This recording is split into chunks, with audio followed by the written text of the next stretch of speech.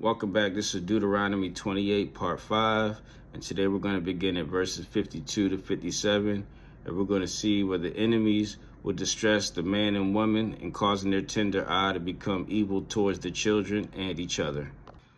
We will see in Deuteronomy 28, verse 52, that it was the high fence walls that they trusted in. And if we go to Zechariah chapter 2, verses 4 through 6, that Jerusalem were to be an inhabited town without walls, and the Lord would be a wall of fire round about for protection if they listened, and that we were to flee from the north in a place that we were scattered to.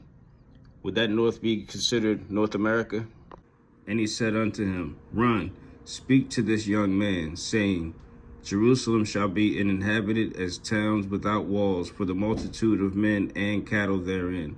For I, saith the Lord, will be unto her a wall of fire round about, and will be the glory in the midst of her. Ho, ho, come forth, and flee from the land of the north, saith the Lord. For I have spread you abroad as the four winds of the heavens, saith the Lord. Now let's read Deuteronomy 52 to 57. And he shall besiege thee in all thy gates until thy high and fenced walls come down, wherein thou trustest throughout all thy land. And he shall besiege thee in all thy gates throughout all thy land, which the Lord thy God has given thee.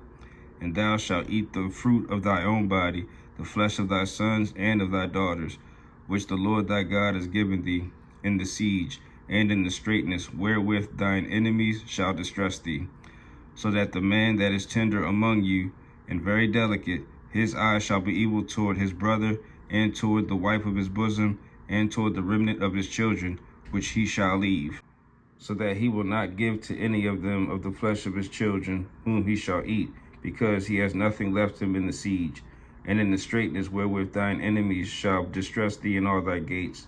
The tender and delicate woman among you, which would not adventure to set the sole of her foot upon the ground for delicateness and tenderness, her eyes shall be evil toward the husband of her bosom, and toward her son, and toward her daughter, and toward her young one that cometh out from between her feet, and toward her children, which she shall bear.